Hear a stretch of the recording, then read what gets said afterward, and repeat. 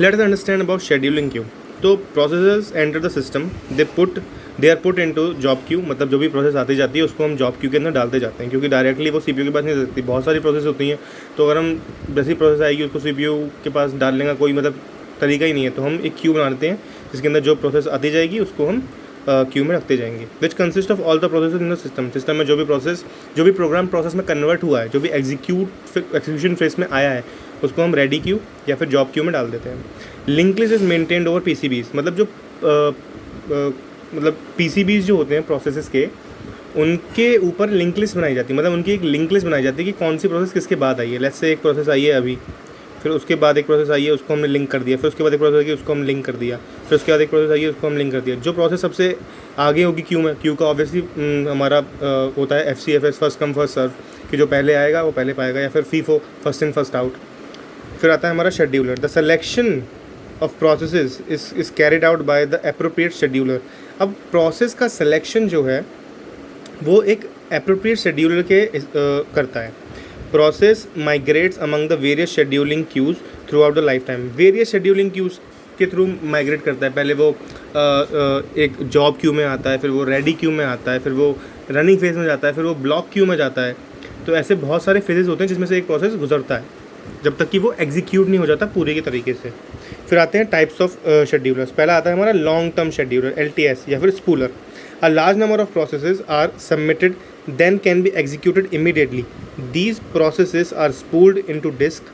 LTS selects process from the spool and loads them into memory. मतलब simple सी बात है, कोई भी एक large process are submitted into executed immediately. बहुत सारी प्रोसेस हमने लेनी जिनको हम जल्दी एग्जीक्यूट कर सकते हैं, तो उनका एक पूरा स्पूल बना लिया, उसमें से एक एक करके हम प्रोसेस लेते जाएंगे और उसको हम एग्जीक्यूट CPU रेडी क्यू में भेजते जाएंगे और वो एग्जीक्यूट होते जाएंगे। फिर आता है हमारा short term scheduler, CPU scheduler, जिसको हम CPU शेड्यूलर भी कहते हैं। Selects among the processes that are ready to execute and allocates the CPU to one of them.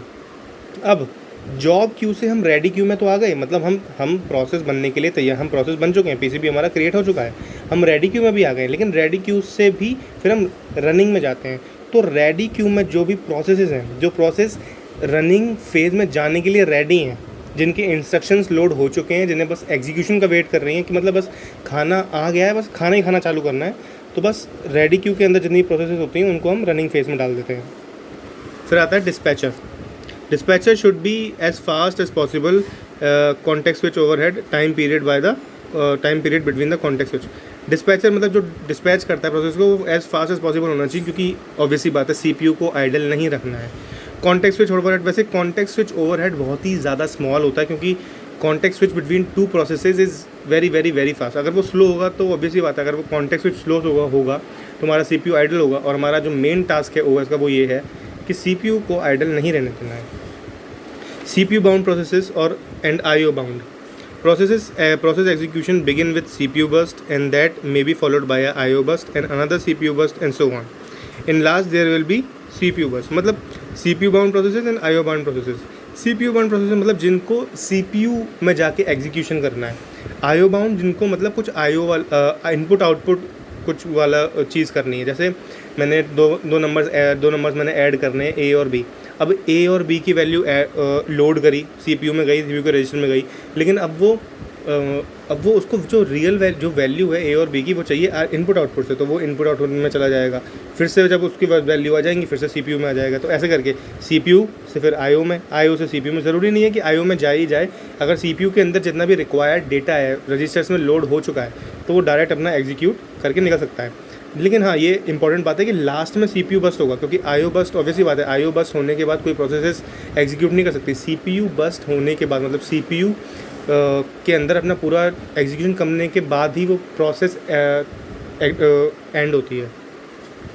अब आती है टाइप्स ऑफ शेड्यूलिंग के। शेड्यूलिंग कितने टाइप्स की होती है? पहली आती है non pre-emptive. One schedule can not be stopped until termination. तो नॉन प्रीएम्प्टिव में क्या होता है? नॉन प्रीएम्प्टिव का मतलब है कि जो भी प्रोसेस CPU में चली गई है उसको हम अब कॉन्टेक्स्ट स्विच करके बाहर नहीं निकाल सकते। वो अगर चली गई तो चली गई, वो उसकी अब जब तक उसका एग्जीक्यूशन कंप्लीट नहीं हो तब तक वो बाहर नहीं आएगी।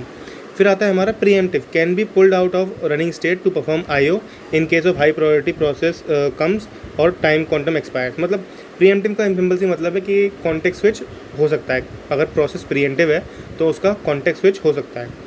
तो कॉन्टेक्स्ट स्विच का रीज़न क्या हो सकता है, या तो उसको कोई आईओ ऑपरेशन करना है, या फिर उस प्रोसेस से ज़्यादा हाई प्रायोरिटी की कोई प्रोसेस आ गई है। मान लीजिए कि आपके सीपीयू के अंदर एक टेम्परेचर रेगुलेटर लगा है जो सीपीयू का टेम्परेचर नापता है। अब एक प्रोसेस एग्जीक्यूट हो रही है, अब फिबोनाची नंबर कैलकुलेट कर रहे हैं 50 तक। अब हुआ क्या कि वो 50 is a very large number two calculate in Fibonacci.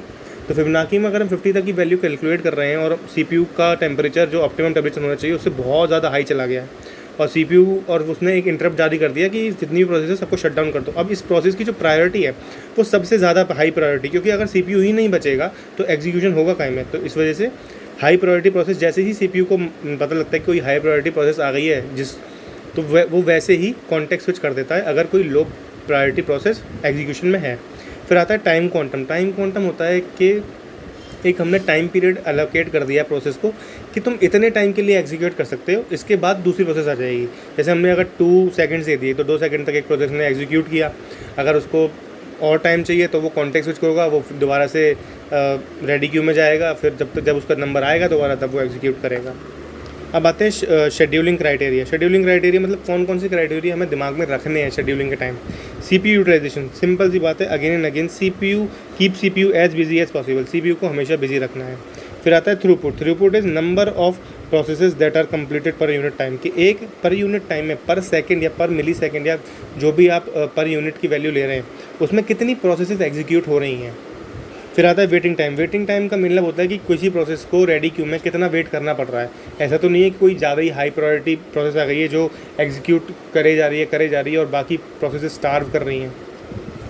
फिर आता है response time. Response time is the time it takes to start responding, not the time it takes the output to the response. मतलब response time ये होता है कि CPU पहली बार process को केटर करना कब चालू कर रहा है, कि वो पहली बार रिस्पॉन्ड करना कब चालू कर रहा है। ऐसा रिस्पॉन्स टाइम वो नहीं है कि जब आउटपुट हमें मिल जाता है, वो नहीं होता रिस्पॉन्स टाइम।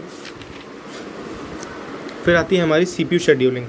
तो सीपीयू शेड्यूलिंग में जो हमारी मेन टर्मिनोलॉजी जो यूज़ होती हैं वो है अराइवल टाइम, ऑब्वियसली बात है प्रोसेस कब अराइव हुई है वो उस टाइम का time stamp. Burst time, the amount of CPU time required by the process to finish its execution. सारी मारामारी इसी बात की, अगर हमें बर्स्ट टाइम मालूम पड़ जाए तो shortest job first is the most optimum algorithm for CPU scheduling. अगर लेकिन हमें बस टाइम मालूम नहीं होता किसी भी प्रोसेस का, तो अगर हमें बस टाइम मालूम पड़ जाता है कि वो सीपीयू में कितनी देर रुकने वाली है प्रोसेस, अगर रेडी क्यू में सारी प्रोसेस हैं और सबका हमें बस टाइम मालूम है कि ये प्रोसेस 3 मिनट रहेगी, 3 सेकंड रहेगी, ये 2 सेकंड, ये 1 सेकंड, ये 4 सेकंड, ये 5 सेकंड, तो हम उसके अकॉर्डिंग उन्हें शेड्यूल कर सकते हैं ताकि हमारा जो थ्रूपुट है वो सबसे ज़्यादा आए, एफिशिएंसी सबसे ज़्यादा आए और वेटिंग टाइम सबसे लो हो जाए, कि कोई भी किसी भी प्रोसेस को ज़्यादा वेट ना करना पड़े। फिर आता है completion time, the time eight which the process finishes it's execution, के उसका वो सीपीयू से कब बाहर निकल रही है, उसका कंप्लीट एग्जीक्यूशन कब होता है। फिर आता है turn around time. Turn around time होता है completion time minus arrival time. मतलब ऑब्वियसली बात है कि कंप्लीशन टाइम जब वो कंप्लीट हुई है और अराइवल मतलब अराइवल से लेके कंप्लीशन के बीच का टाइम वो पूरा टर्न अराउंड टाइम होता है। TAT time, turn around time minus burst time. Turn around time मतलब कितना टाइम उसने गुजारा है इस पूरे प्रोसेस में, इस पूरी डिफरेंट फेजेस में, और प्लस उसको कितना टाइम चाहिए था। मान लीजिए कि उसका टर्न अराउंड टाइम आता है 8 और बस टाइम था उसका 4 सेकंड, मतलब उसने 4 सेकंड एक्स्ट्रा गुजारे हैं। उसका काम सिर्फ 4 सेकंड का था, लेकिन 4 सेकंड वो अलग अलग क्यूज़ में घूमता रहा। पहले रेडी में गया, फिर रनिंग में गया, फिर उसके बाद रनिंग कर ही रहा था कि फिर वो प्रीएम्प्ट हो गया, फिर ब्लॉक क्यू में गया, फिर दोबारा रेडी क्यू में गया, फिर दोबारा रनिंग में आया। तो ऐसे करके ये होता है वेटिंग टाइम, कि उसको वेट करना पड़ रहा है, कितना करना पड़ा है टोटली। तो पहली हमारी जो एल्गोरिदम है उसको हम नेक्स्ट वीडियो में देखेंगे।